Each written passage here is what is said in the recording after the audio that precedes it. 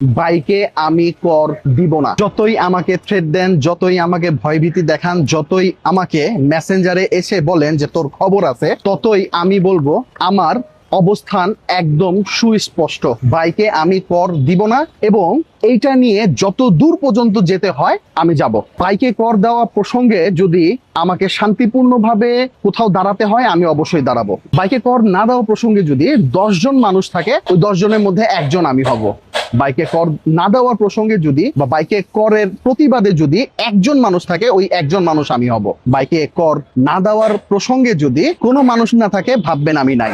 So যেটাই হোক, যেভাবেই হোক, বাইকে কর আমি দিব না। এবং এই অযাচিত ব্যাপার স্যাপার যে আছে, যে উটকা যে সিদ্ধান্ত সরকার আমাদের উপরে ঢালাও ভাবে ঢেলে দিচ্ছে, এর প্রতিবাদ আমি করি, এর তীব্র নিন্দা আমি জানাই। যদি একজন মানুষ আমার পাশে না থাকে, তবুও আমি এই ব্যাপারে সোচ্চার ভূমিকা পালন করব। তবুও আমি এই ব্যাপারে এইভাবে করে সবার সামনে দাঁড়াবো যে বাইকে কর আমি দিব না। আমি দিব না। As a biker, as a সুনাগরিক, আমি বাইকে কর দিব না। আমার যতই থ্রেট আসতেছে, যতই কিছু আসতেছে, ডাজেন্ট ম্যাটার। আমাকে অনেকে বলতেছে তোকে উঠাই নিয়ে যাব, আমাকে অনেকে বলতেছে যে মব সৃষ্টি করতেছি, আমি মব ক্রিয়েট করার চেষ্টা করতেছি, আমাকে আইনের আওতায় নেওয়া হবে।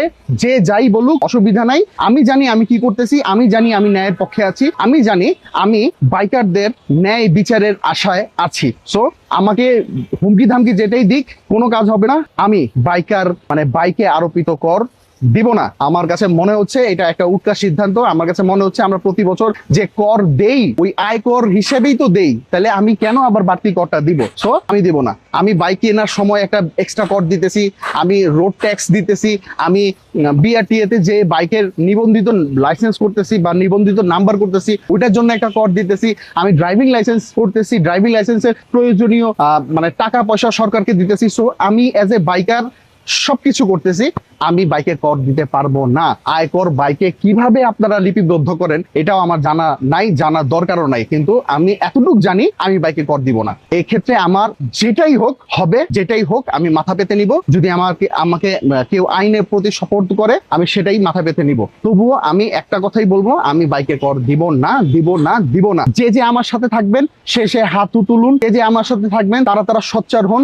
বাইকারদের এক হইতে হবে। বাইকারদের এক হয়ে এই ব্যাপারটা নিয়ে জোরালো ভাবে আবেদন করতে হবে। এই ব্যাপারটা যদি এটা তো প্রিলিমিনারি স্টেজে আছে, যদি এটা রায় একবার হয়ে যায়, তখন আর উপায় নাই, বাইকে কর কিন্তু দিতে হবে। 2 থেকে 10,000 টাকা কিন্তু কর ধার্য করতে হবে এবং দিতেই হবে তখন। সো আমাদের যদি হাইকোর্টে রিট করতে হয়, সেটাও আমরা করব। আমাদের যদি কোথাও দাঁড়াইতে হয়, সেটাও আমরা দাঁড়াবো। শান্তিপূর্ণভাবে, সুন্দরভাবে, সুসংগঠিতভাবে আমরা এটার ব্যাপারে কথা বলার চেষ্টা করব। অবশ্যই জিনিসটা যেন শান্তিপূর্ণ হয়, জিনিসটা যেন সুসংগঠিত হয়, জিনিসটা যেন সুন্দরভাবে হয়। আমরা কেউ ওই যে মারামারি কাটাকাটি চাই না, আমরা চাই শান্তিপূর্ণ সমাধান।